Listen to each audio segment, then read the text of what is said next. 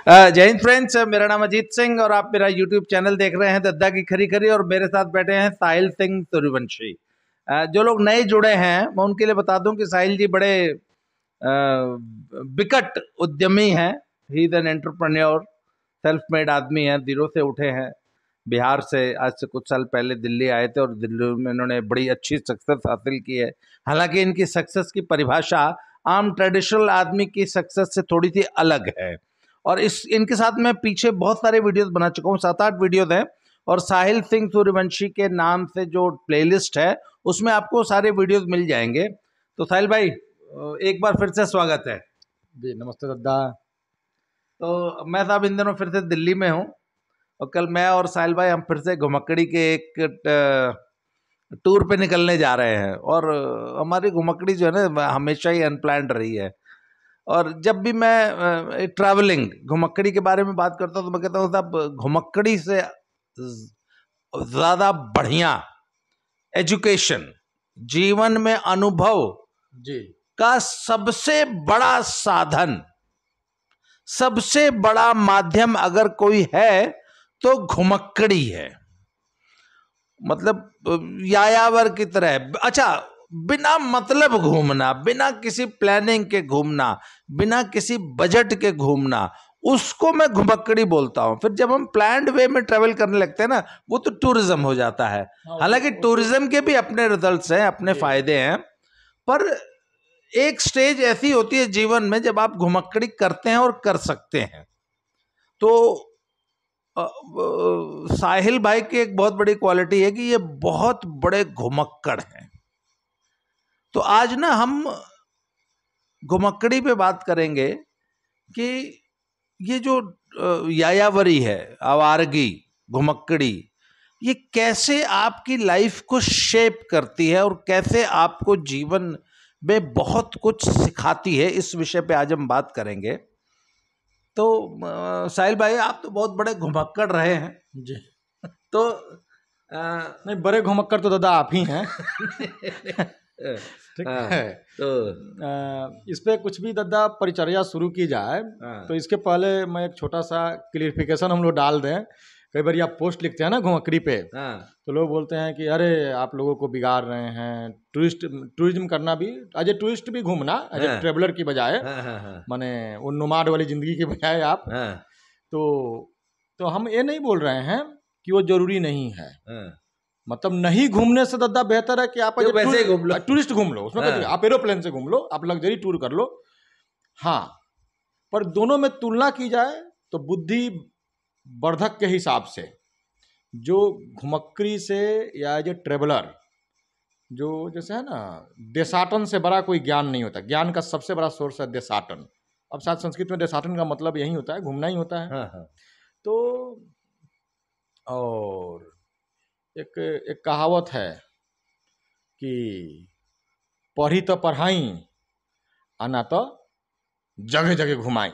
अच्छा, माने आप, माने ज्ञान का सोर्स एक पढ़ना पढ़ाना है। अगर आप इसमें बहुत एबल नहीं है तो आप घूम करके भी ज्ञान अर्जित कर सकते हैं।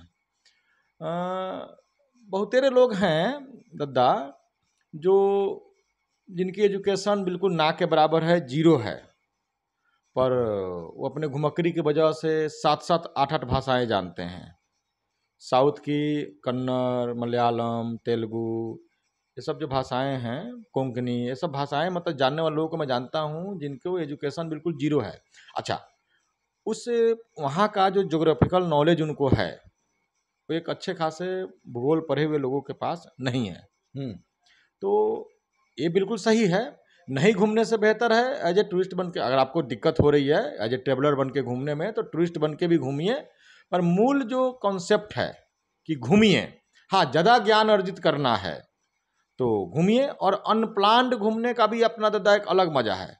अभी आपसे सुबह जब बात हो रही थी तो हमने बोला कि मैंने बोला कि कल का क्या प्लान है, तो आपने क्या बोला, उस चौक पे जाकर डिसाइड करेंगे कि जहाँ से रास्ते दो जगह जाएंगे कि उधर जाना है कि किधर जाना है। तो इससे तो अनप्लान क्या होगा। तो हाँ, पर घुमक्कड़ी ने मुझे फायदा पहुंचाया है।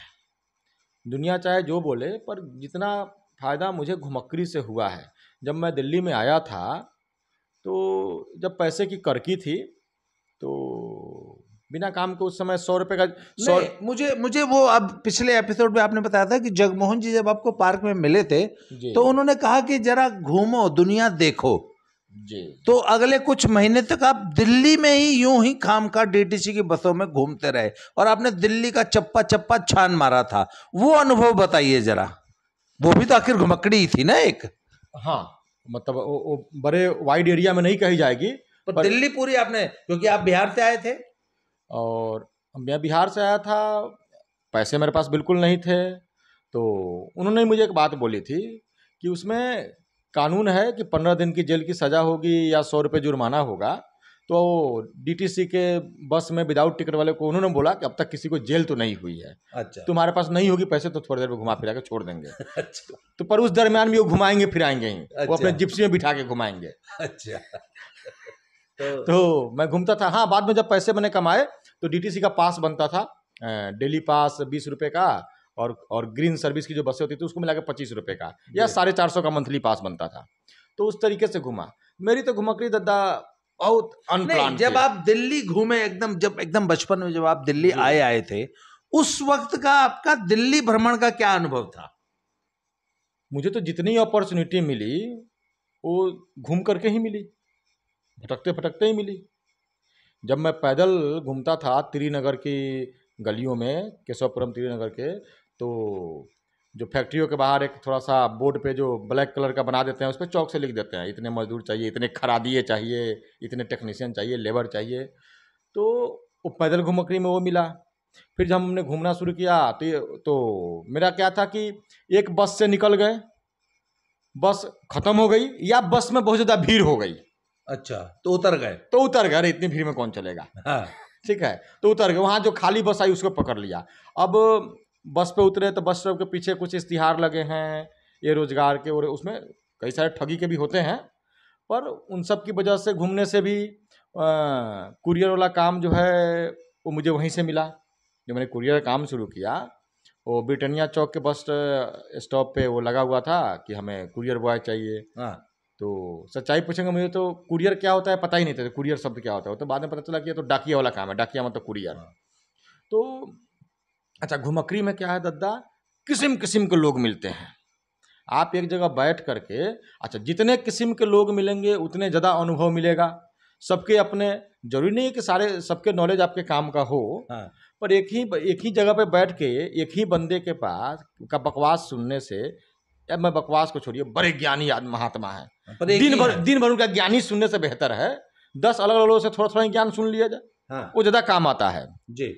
तो घुमक्कड़ी ने मुझे ये शेप दिया कि बाद में जो मेरा बेस बना, जितने भी मैंने दिल्ली में काम किए उन सबके बेस में दादा आप मिलाएंगे तो घुमक्कड़ी का और दिल्ली के जो रोड का इन सब का नॉलेज जो हुआ उसका जरूर योगदान है।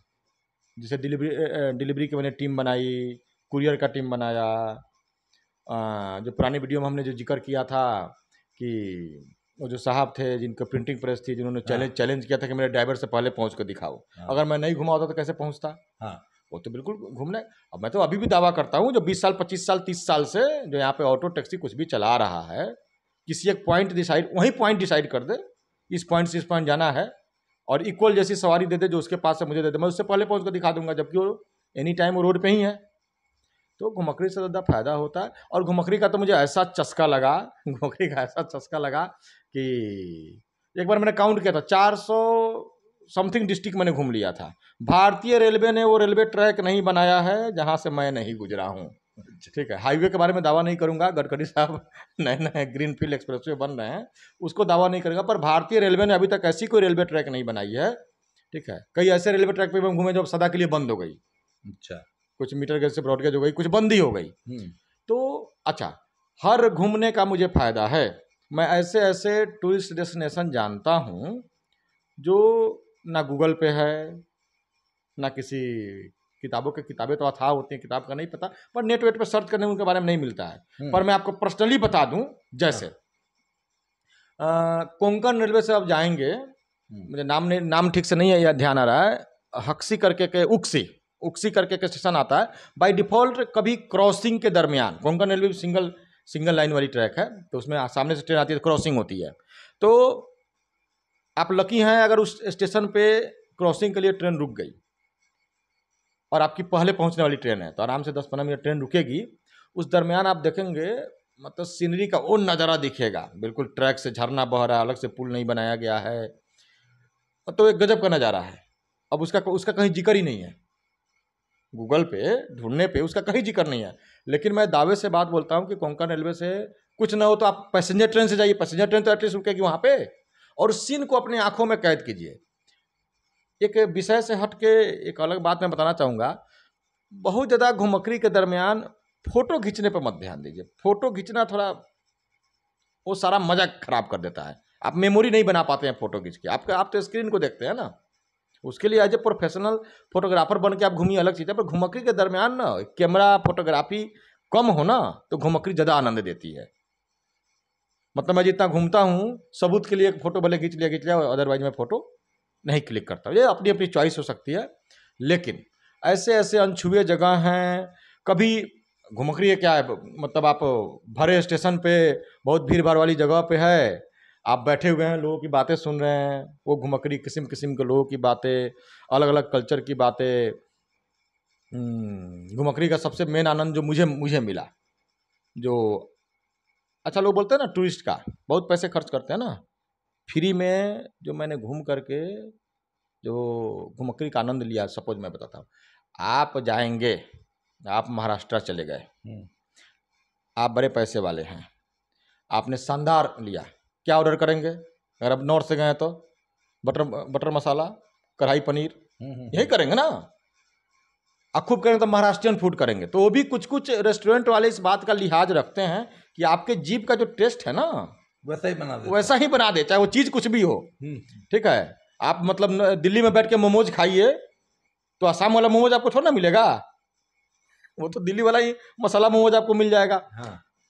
लेकिन महाराष्ट्र में मेरे साथ जो हुआ है, महाबालेश्वर जब हम गए थे तो मैंने उसमें तकरीबन एक बस से गए थे, मुझे ध्यान नहीं है, पर पुणे से वो बस जाने के बाद कहीं वो बस खराब हो गई, तो उन्होंने, उनकी अच्छी बातें थी, उन्होंने फुल पैसे रिफंड कर दिए। मैंने बोला कि चलो भगवान की मर्जी है। वहाँ से मैंने 30-40 किलोमीटर पैदल गया, बीच में एक जगह मैं बैठा था तो एक लेडी ने खाना खिलाया, जगह शायद मैं ढूंढ पाऊँ नहीं पाऊँ, मतलब महाराष्ट्रियन डिश में उतना लजीज डिश और बिल्कुल लोकल, वो मैंने नहीं खाया है। अब पैसे के बूते खा सकते हैं आप, पैसे के बूते उस लेडी को बोल सकते हैं अरे मैं तुम्हें 5,000 रुपये दे रहा हूँ, मुझे बना के खिलाओ।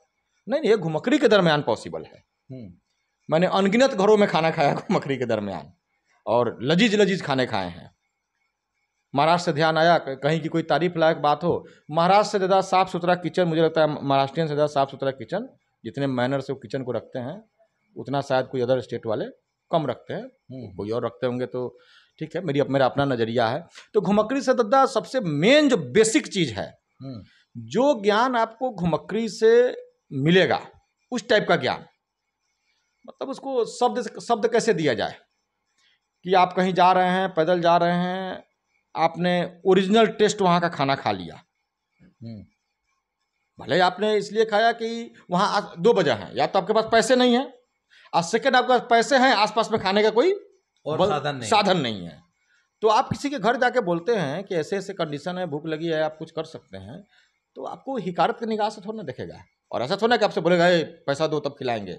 उल्टा आप पैसा देंगे तो बुरा मान जाएगा। हाँ, ये एक बैड बिहेवियर है कि आप पैसा देके खाना मांग रहे हैं। ठीक है, और मैं क्या बताऊं, कितना भी पैसा दे करके आप रेस्टोरेंट में बैठ के खाइए, आप किसी के घर में बैठ के पलथी मार के जो रिस्पेक्ट से वो खाना खिला देगा ना, वो एक बेटर, मैं खुद बेटर रहा हूँ, वो रिस्पेक्ट बेटर थोड़ा ना देगा। तो कुछ भी हो, घुमक्कड़ी तो जरूर करना चाहिए, कोई ब्लेम। अच्छा, अपने 2-4 ऐसे अनुभव बताइए जहां आपने कभी, आप घूम रहे हैं किसी देहात में इधर उधर, और आपने कहीं किसी परिवार से, किसी माँ से या किसी गृहिणी से मांग के खाना खाया हो, वो कोई अनुभव है आपके पास? अभी मैंने जो बताया महाबलेश्वर जाने के रास्ते में, वो भी बिल्कुल ऐसा था। मुझे भूख लगी थी, मैं बैठा था, तो मैंने खाना नहीं मांगा, मैंने कहा कि पानी पिला दीजिए, तो पानी उन्होंने पिलाया, तो कुछ मीठा सा लेके आए, तो बोले कि नहीं ये मत खिलाइए, मेरी भूख और बढ़ जाएगी, मैं भूखा हूँ। सच्चाई है कि मैं भूखा हूँ, एक और भी कुछ भी खाऊंगा तो बोले अरे कैसी बात कर रहे हो। जबरदस्ती उन्होंने मुझे भरपेट खाना खिलाया। वो मेरा पहला अनुभव था उस टाइप। क्या उनकी दुकान थी या घर था? नहीं, घर था। मैं तो पानी मांगने गया, पानी मांगने गया था। मैंने पानी मांगने गया था, क्योंकि वो बस खराब हो गई थी और 30-40 किलोमीटर आप पैदल चले और घुमक्कड़ी के दरमियान मेरा अनुभव, मैं बोतल का पानी लेके नहीं चलता हूँ। असली घुमक्कड़ी है। मेरे फादर बोला करते थे, मेरे स्वर्गीय पिताजी बोला करते थे सन्यासियों के बारे में जो भिक्षाटन करते हैं ना, कि जो आदमी एक टाइम का खाने का मिल चुका, अगर वो खाना बनाने में लग गया तो वो असली संत है, और एक टाइम का मिल गया 2 टाइम का और वसूल रहा है तो वो ठग है। हाँ। ये मेरे फादर का नजरिया था। हाँ। कि जो असली संत है उसको मोह माया से जो ऊपर उठ गया है, उसको भूख लगी है तो मांगेगा, और उसको अभी के खाने के बराबर मिल गया तो मांगना छोड़ के खा लेगा, और तब तक दोबारा नहीं मांगेगा जब तक फिर दोबारा भूख ना लगे। अच्छा। तो मैं पानी का बोतल लेकर नहीं, मतलब अन्न का संग्रह नहीं करना, नहीं करेगा, मतलब उतना ही आटा और दाल मांगा। अरे ये असल में गांव में जो संत समाज है ना, वो भिक्षाटन करता है, तो वो आटा उसको सिद्धा बोलते हैं हमारे यहाँ, सीधा बोलते हैं। तो हमारे यहाँ आटा, चावल और आलू दे दिया किसी ने, या जो भी किसी के पास अनाज है, पका हुआ भोजन आमतौर पर संत समाज नहीं लेते हैं, क्योंकि उनको उनके बर्तन पे डाउट होता है। हाँ। वो बर्तन पे और के कैसे, मतलब उनके प्रोसीजर से शायद नहीं बना होता है, उतनी शुद्धता उनको नहीं लगती होगी। हाँ। और कच्चा अनाज लेके वो खुद से बनाते हैं। हाँ, तो वो गोहरा मतलब जो उपले ले लेते हैं और फिर वो अपना भोजन खुद बनाते हैं, तो उतना ही मांगना है जितने में एक टाइम के भोजन का पेट भर मिल जाए। बिल्कुल, असली सन्यासी का मतलब ही वही हुआ। अच्छा, और अपना पानी मत पियो, अपना पानी लेके मत चलो, पानी मांग के पियो। हाँ। अच्छा, पानी मांग के पीने से वो ब्रेकिंग द आइस वाला काम भी तो होता होगा ना। देखिए मेरा क्या है कि बैग जब आप पिट्ठू बैग लेके चलते हैं, एक घुमक्कड़ के लिए एक पिट्ठू बैग से ज्यादा किसी चीज की जरूरत ही नहीं है। पिट्ठू बैग ही नहीं भरता है ढंग से, सबसे छोटा साइज का पिट्ठू बैग भी नहीं भरता है। ठीक है। पानी लेके चलने से दो नुकसान है। एक तो आपका वजन बढ़ जाएगा 1 किलो पीठ का, तो आपके मतलब थोड़ी थकान ज़्यादा बढ़ेगी। पानी नहीं रहेगा तो आप पानी मांगेंगे, पानी मांगेंगे तो कुछ बातें होंगी, तो हो सकता है अगला आपको खाना खिलाए। अब ये भिखमंगाई नहीं है, पहले मैं समझा दूं।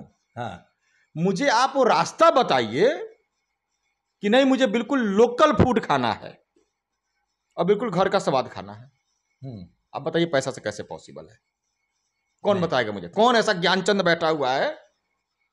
हाँ। एक कोई अभी फेसबुक पे कोई कमेंट में लोग ज्ञानचंद बन रहे थे, मेरी इच्छा ये है, मुझे वही खाना है। अब आप बताइए, मेरी माँ शानदार तरुआ बनाती है, अब किसी को वही खाना है तो मेरी माँ पैसा लेकर तो खिलाएगी नहीं।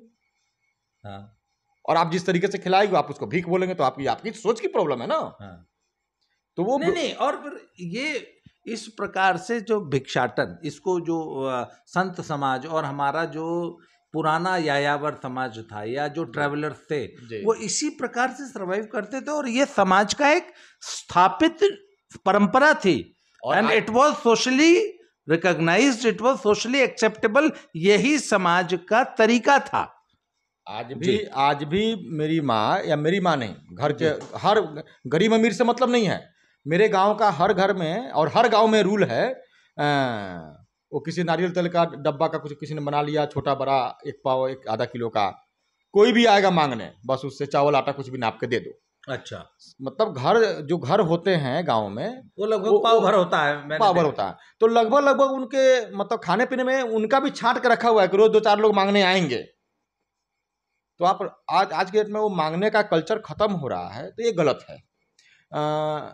ध्यान, एक एपिक चैनल पे एक प्रोग्राम आया करता था, कुछ राजा रसोइया ट्रेवलर ऐसे करके, तो उसके जो एंकर हुआ करते तो बोलते थे कि इस देश को, भारतवर्ष को अगर किसी ने बनाया है ना, तो बनाया है इसको घुमक्कड़ करने, वो मतलब तीर्थ यात्रियों ने, उनका शेष तीर्थ यात्रियों से था। तो तीर्थ यात्री भी बेसिकली घुमक्कड़ ही होते हैं। हाँ। ठीक है, सतुआ मान के चल देंगे। हाँ। तो बोतल लेके नहीं चलना चाहिए। अच्छा, एक बात दादा, मैं कभी मेरे जीव पे आज तक कोई मेडिसिन नहीं गया। मेरे होश संभालने के बाद से मैंने आज तक कोई दवा नहीं खाई है। ये क्यों नहीं खाई है? क्योंकि हर जगह मुझे कभी वो मौसम चेंज होने पे जो होता है वायरल, वो नहीं होता है। क्यों? वो पानी जनित समस्याएं भी नहीं होती है ना। मैं कभी भी बोतल बंद पानी मजबूरी में पीता हूँ। मेरे सामने 2 ऑप्शन रहेंगे तो मैं बोतल बंद पानी पीऊंगा ही नहीं, कितना भी घटिया पानी हो। भले वो 40 फीट से ही निकाला गया हो, पर एक बार पी लेने से क्या हो जाएगा? शरीर की इम्यूनिटी भी तो डेवलप होगी। आप किस्म किस्म का पानी पियेंगे। लोग जब घुमक्कड़ी करने जाते हैं तो आके बीमार क्यों पड़ते हैं? उनकी अपनी नौटंकियों की वजह से। आप गए हो घूमने, यहाँ भी बिस्लेरी पी रहे हो, वहां भी बिस्लेरी पी रहे हो, यार तुम घूमने क्यों गए हो? तो टीवी ऑन करो और देख लो सीन को। अच्छा, सीन भी तो आपको देखना है। आपने घूमने के दरमियान में अपने स्क्रीन नहीं देखा है, आपने सीन कहाँ देखा? तो मोबाइल दिन भर मोबाइल क्लिक कर रहे हैं। हाँ। एक व्यक्ति जब मोबाइल में 100 फोटो खींच के लाता है तो दादा वो 100 फोटो नहीं खींचता है, वो 500 खींचता है और उसमें से 400 डिलीट करता है।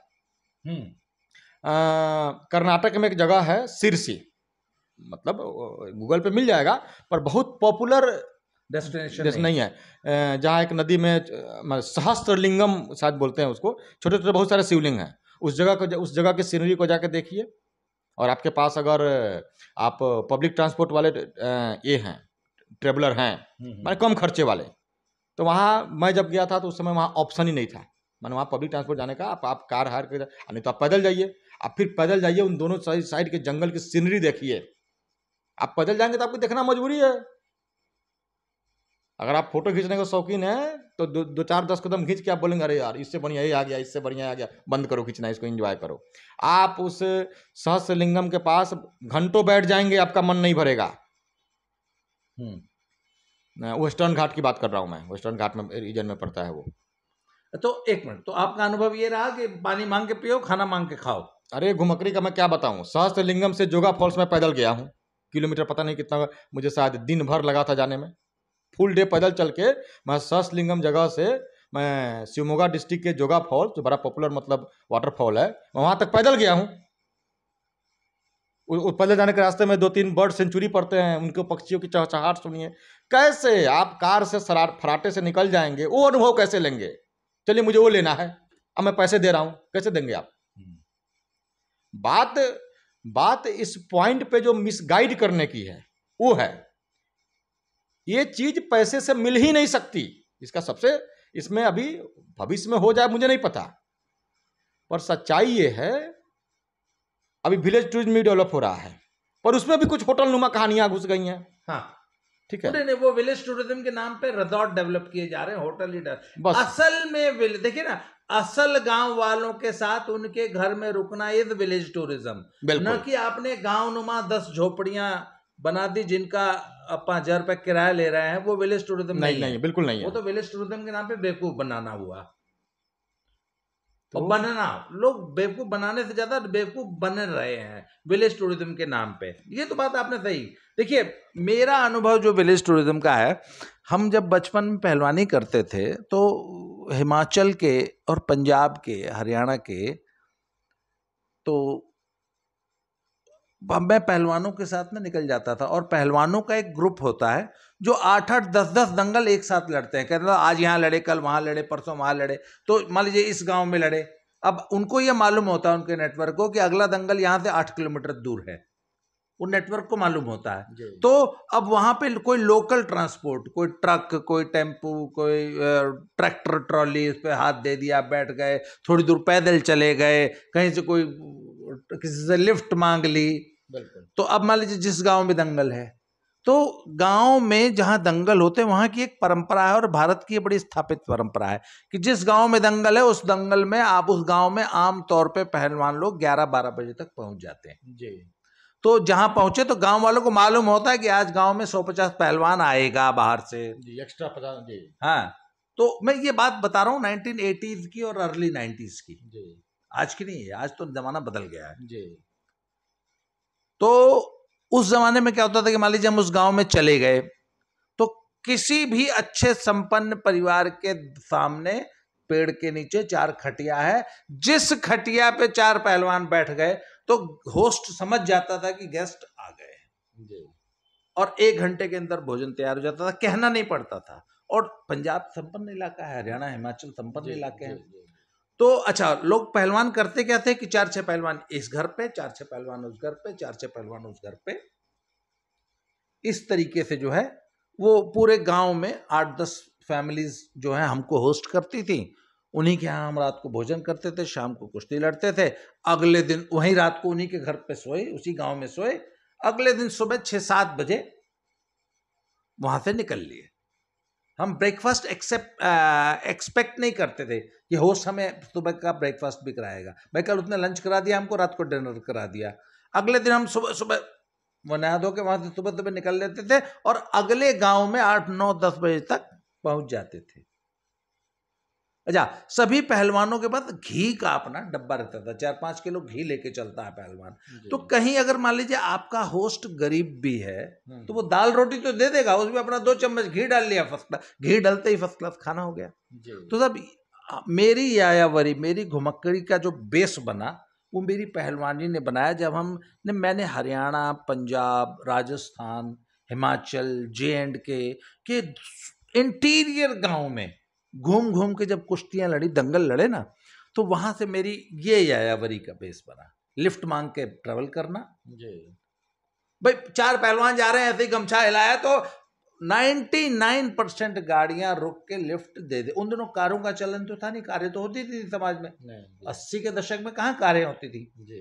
तो ट्रैक्टर, ट्रॉलियां, टेम्पो वाले को 5 रुपए दे दिए, 2 रुपया दे दिया किराया अगर उसने मांग लिया तो, नहीं तो किसी ट्रक से लिफ्ट ले ली।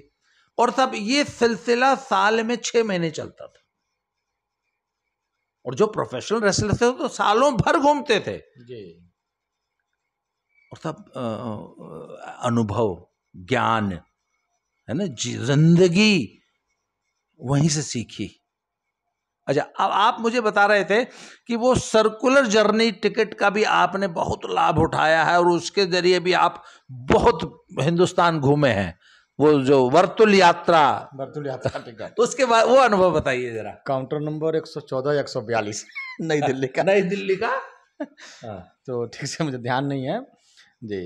नहीं, वर्तुल यात्रा का हो सकता है कि वर्तुल यात्रा में अदर क्लास में लोगों ने जितना जर्नी किया हो, मैंने जितना उसके जनरल क्लास का जितना वर्तुल टिकट मैंने बनवाया है उतना पता नहीं किसी ने बनवाया कि नहीं बनाया। मेरा हमेशा वर्तुल एक खत्म होता था और दूसरा स्टार्ट।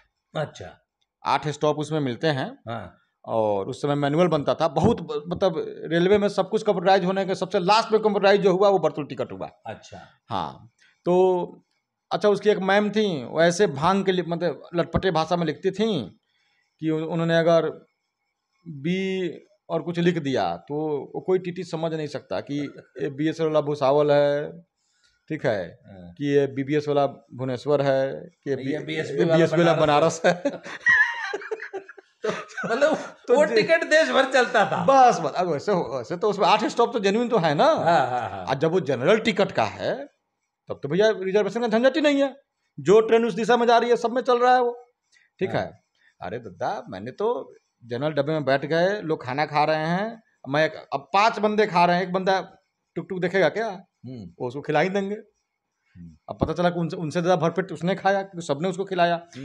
देखिए, मैं जब मैं दिल्ली आया था तो मैं बिल्कुल गरीबी की अवस्था में आया था, लेकिन मेरी फैमिली जो थी वो अपने ज़माने में काफ़ी रिच थी, कुछ वजहों से वो हम गरीब हो गए थे। तो न्योतहरी एक बोलते हैं, मैंने आपको वो पुरानी वीडियोस आप देखेंगे तो इनका पूरा फैमिली बैकग्राउंड वो सारा आपको जो है साहिल सूर्यवंशी के नाम से जो वीडियोस हैं वो आप खंगालिएगा तो आपको इनकी 8-10 पिछली वीडियोस मिल जाएंगी जी। तो उसमें जो न्योतहरियों के मामले में अमूमन लोगों के शादी ब्याह में 100-200 गेस्ट होते हैं, हमारे यहाँ 1500 कार्ड बढ़ते थे, ठीक है, मतलब काफ़ी इस मामले में हम रिच लोग हैं न्योतहरी के मामले में। फिर भी एक समय तक, अभी अगर आखिरी के इधर 3-4 सालों को छोड़ दिया जाए तो उसके पहले दद्दा मैंने जितनी शादियां अटेंड की थी उसमें से मोर देन 50% ऐसे लोगों की थी जो 1500 वाले नहीं थे।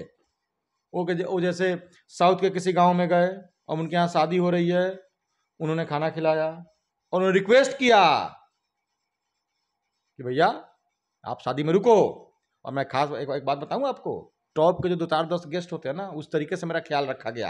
अरे आपने खाया क्या, मतलब उनके जो भी भाषा थी जितनी मुझे समझ में आ जाए। एक कहाँ की बात है ये? मतलब अभी जो मैं बता रहा हूँ, सबसे पहला शादी जो मैंने अटेंड किया था वो रंगारेड्डी एक डिस्ट्रिक्ट है। अच्छा, बिना बुलाए आप यूं ही पहुंच गए कि आपने क्या बोला जाके वहां? देखिए, मेरे साथ तो होता क्या था ना कि जैसे आपने कैसे बताया, पहलवानी के दरमियान आपको घुमक्कड़ी का चस्का लगा। मुझे जो घुमक्कड़ी का चस्का लगा, भूगोल के जब टीचर भूगोल पढ़ाते थे ना, तो मैं एक रूमानी दुनिया में खो जाता था। वो कुछ बताते थे तो अब मैं तो ओह काश वहाँ आदमी जाए। अब जब बाद में पता चला कि ये है बड़ा खर्चीला काम। हाँ। घूमना तो ठीक है, मजेदार काम तो है, पर है बड़ा खर्चीला। तो इसमें मेरे पास एक से एक रिसर्च है। अच्छा। 5 kg आप पोहा चिवड़ा लीजिए, आज भी मेरे ख्याल से 35-40 रुपये किलो मिल जाएगा। हाँ। और 100 रुपये किलो मूंगफली लीजिए। हाँ। और 1 किलो मिर्चा डाल दीजिए। आजकल मिर्चा महंगा होगा पर जो भी है। और 100-200 ग्राम तेल में इसको तल दीजिए। इतने से आपका 1 महीने का आपका खाना हो गया ये। अच्छा। अब जोड़िए इसकी कॉस्ट जोड़िए, मेरे ख्याल से 300 रुपये के आसपास हुई। ठीक है। और सबसे कमाल की बात यह है कि जितने जैसे आपकी थकान बढ़ेगी वजन कम होता जाएगा। कुछ खा जाएंगे ना। हाँ। सबसे पहले दिन में ज़्यादा एनर्जेटिक रहेंगे तो ज़्यादा गट्ठर रहेगा, फिर गट्ठर कम होता जाएगा। और बीच बीच में टेस्ट के लिए आपको चीज़ें, तो मैं वहीं लेके चलता था। तो मैंने रास्ता वो अपना लेके चलते थे चिवड़ा। हाँ चिवड़ा। अच्छा। चिवड़ा मूंगफली का भूजा। अच्छा, लेके चलते थे बोरिया भर के। हाँ। आधी बोरी सीमेंट के बोरी को साफ करके आधी बोरी में लेके चलता था। पिट्ठू बैग के अलावा हाथ में मैं वहीं लेके घूमता था। और ब्रीफकेस जैसा मैं उसको बना लेता था। वो टेक्निक मैं आपको बता दूंगा कैसे बोरे को बनाते हैं। ठीक है। तो पहला जो शादियों का जो मैंने शादियों में जो मुझे सम्मान मिला ना, तो एक बार मैं अपने एक फौजी मित्र हैं अरविंद जी करके, वो BRS लिए हुए हैं। तो उन्होंने, वो हैदराबाद में रहते थे। हैदराबाद का एक मतलब साइड इलाका है बालाजी नगर। तो मैं उनके यहाँ गया था। तो वो बेचारे मतलब BRS लेने के बाद किसी सोनार के दुकान पे वो एज ए ड्यूटी करते थे। गार्ड की ड्यूटी करते थे। तो बंदूक तो उनके पास थी जी। तो जब चले गए, एक दिन चले गए तो मैं बड़ा बोर हुआ। एक दिन वो चले गए तो मैं बड़ा बोर हुआ। या मैं दिन भर बैठ के क्या अच्छा, वहाँ भाषा नहीं समझ में आती थी। प्रॉपर हैदराबाद में आपको हिंदी से काम चल जाएगा, साउथ और बाहर नहीं। आप थोड़ा अलग अंदर चले जाएंगे तो दिक्कत होगी। तो वहाँ मुझे दिक्कत हुई, दिन भर में बड़ा बोर हुआ। नेक्स्ट डे जब वो निकले तो मैंने बोल दिया कि मैं अगर लेट फिट आऊँ तो आप चिंता मत करना। मतलब उन्हीं के साथ मैंने कहा आप ताला मार दो। अब मैंने कह लिया कि मैं मिलाता था कि शाम के 6 बजे आएंगे। तो मैंने कैलकुलेट किया कि आज मैं निकलूंगा, इनके आने में जो 10 घंटे का फासला है, तो 5 घंटा मैं इस दिशा में, जो हैदराबाद तरफ नहीं जा रहा है और अंदर जा रहा है, इस दिशा में मैं पैदल चलूंगा। और वापसी में मैं फिर जब 5 घंटे चल लूँगा तो वापसी चल के फिर इनके आने तक आ जाऊँगा। मैं दद्दा गया तो मुझे एक वहीं फिर भूख लगने वाली बात हो गई। आदमी चलेगा तो भूख लगेगा ना। तो चला तो भूख लगा, पानी मांगा तो पानी लोगों ने दे दिया। ठीक है। तो उसी के बगल में कोई शादी फंक्शन हो रहा था। तो शायद कुछ ऐसे होगी, पड़ोसी होगी तो उनके घर खाना नहीं बना होगा, मेरे बगल में फंक्शन है। तो उन्होंने मुझे खाने को ऑफर किया। तो मैंने इसको बेशर्मी नहीं बोलेंगे, मैं हेजिटेट नहीं करता हूँ। हाँ भैया खाना आप कुछ खिला रहे हो तो क्यों मना करना है, आपकी बेइज्जती क्यों करना है। तो उन्होंने बोला, मैंने बोला कि हाँ ठीक है खिलाइए। तो लेके चले गए वहाँ पे। तो वो शादी का मेन दिन नहीं था, शादी मेन कल होके थी। अच्छा, एक दिन पहले वाला उनके यहाँ शादियाँ दूसरे तरीके से होती है। अर्ली मॉर्निंग शादी होती है, मतलब वो भोज जो उनमें सबसे लास्ट में होता है, शादी वादी सब पहले हो जाता है। हमारे बिहार में क्या होता है कि पहले भोज होता है, रात को शादी होती है। उनकी सब शादी वादी हो जाती है तब भोज होता है जी। तो अभी उसमें एक दिन टाइम था। तो जो घर के कोई गेस्ट आए तो उनके लिए खाना बना था। पहली बार मैंने इडली को उस तरीके से खाया जैसे इडली को प्रॉपर जो तरीका है खाने का, घिस पिस तरीके से ऐसे सान करके। आपको पता है एक इडली कितनी सांभर सोख सकती है? वो बताया था आपने। मतलब आप कल्पना नहीं, मतलब इतना बड़ा बाउल अगर रख दिया जाए, आप सोचेंगे 2 इडली उसको सोख सकती है। 100% सोख सकती है। 2 छोटी इडली में से मसल दीजिए, 5 मिनट छोड़ दीजिए, पूरा सोख लेगी वो। उसकी सोखने की क्षमता होती है इडली की। अच्छा। तो मैंने जब इडली को ऐसे डुबोया, ऐसे काट के खाया, है ये तरीका है, मैं बताया इतने ऐसे खाओ। ठीक है। तब मैंने खाया। अच्छा। तो वो स्वाद, पता नहीं इडली का स्वाद था या उस टूरिस्ट को वाकई ये ऐसे सान के इडली खाने वाला अनुभव कैसे होगा? होटल लाभ आपको गुस्सा हो जाएगा। होटल लाभ गुस्सा भी हो सकता है। ठीक है। तो अच्छा, फिर उन्होंने मुझे बड़े रिस्पेक्ट के साथ उन्होंने मुझे ऑफर किया कि आप रुकिए। उसमें से कोई लड़का था जो बाहर कहीं पढ़ा हो रहा था, तो उसको हिंदी भी आती थी, उसके फ्रेंड रहे होंगे। तो हिंदी भी आती थी, थोड़ी मेरी इंग्लिश भी आती थी। इंग्लिश उसको आती होगी, मुझे थोड़ी बड़ी आती थी। अच्छा। तो उससे मेरी बात हुई तो उन्होंने बताया कि आप रुकिए यहाँ पे। ठीक है। अच्छा, तो मैं थोड़ी सी कलाकृति जानता हूँ। तो वहाँ पे साउथ में एक नियम है कि हर घर अपने घर के सामने, छोटी या बड़ी, ये रंगोली बनाएगा, ये फिक्स अच्छा। रूल है। हाँ। तो रंगोली बना रहे थे, मैंने भी अपने कुछ कलाकारी दिखा दी। अच्छा। हाथ में ऐसे उनका आटा जो होता है ऐसे लेकर के मैंने कुछ बना दिया, तो बड़े इंप्रेस हुए, बोले कि नहीं नहीं कल एक बड़ी रंगोली बनेगी, आप इसमें जो है सो मैंने हमारी हेल्प कीजिए। बेसिकली उनको मुझे रोकना ही था, वो तो बहाना था। मैं क्या बताऊं, मुझे लगता है कि उस घर का सबसे बेस्ट कमरा मुझे दिया गया है। अच्छा, मेरी वेशभूषा बिल्कुल देख के कोई कहेगा ये मतलब कंजर आदमी है। हाँ। तो तब भी उन्होंने मुझे एकदम सबसे सड़क छाप, तब भी उन्होंने मुझे रॉयल ट्रीटमेंट जो दिया, ठीक है। और मैं कितने दिनों के यहाँ रुका, 4 या 5 दिन। अच्छा। ठीक है। इधर मेरे अरविंद जी उतना शानदार मुझे मिल गया जुगाड़। ठीक है। और किस्म किस्म के शादियों के आयोजन, ठीक है, उनके लोकल खेल जो होते हैं बच्चों के, वो मैं तो बिल्कुल मतलब मैं बस गया था वहाँ पे, ठीक है। तो बहुत बाद में मैं लौटा, तो उसके बाद मुझे पता चला कि जब आप घुमक्कड़ी करने जब पैदल निकलिए तो पानी बोतल लेके मत चलिए, क्योंकि पानी बोतल लेके चलेंगे नहीं लेके चलेंगे तो आपको प्यास लगेगी, तो कहीं ना कहीं पानी मांगेंगे। पानी मांगेंगे तो अगला पक्का आपको खाना पूछेगा, 100 में से 80 बार अगला कुछ पूछेगा, कुछ खाएंगे? हाँ, पानी के साथ। हाँ। और आपने अगर बोल दिया अपने भूख के अनुसार, ना जी थोड़ा नहीं खाएंगे, मतलब पानी पिला दीजिए, खाएंगे तो ज़्यादा खाएंगे, मतलब भरपेट खाएंगे, अपना बता दीजिए, तो भरपेट आपको खिलाएगा। उसके पास क्षमता होगी तो खिला देगा, जो सक्षम होगा वो हाँ बिल्कुल खिला देगा, ठीक है। तो और दूसरी बात, एक बात और भी है, मैंने एक भी ऐसा व्यक्ति नहीं देखा जिसने खिला करके उसके चेहरे पे बहुत ज़्यादा मतलब संतुष्टि का भाव ना आया हो, मतलब उसने उसके चेहरे पर ये मैं खा के संतुष्ट था, और उससे ज़्यादा वो मुझे खिला के संतुष्ट था। उसके आर्थिक स्टेटस से इसका कोई लेना देना नहीं था, आर्थिक स्टेटस से लेना देना यह था कि नंबर ऑफ आइटम कितने थे, ठीक है। स्वाद का भी कोई लेना नहीं था। हाँ देखिए, गरीब हो अमीर हो, खाना सबके घर का ज़्यादा स्वादिष्ट होता है। मैं ना आपको इसमें एक अपना एक निजी अनुभव बताता हूँ। मेरे एक मित्र हैं, जर्मनी में रहते हैं, वुल्फ।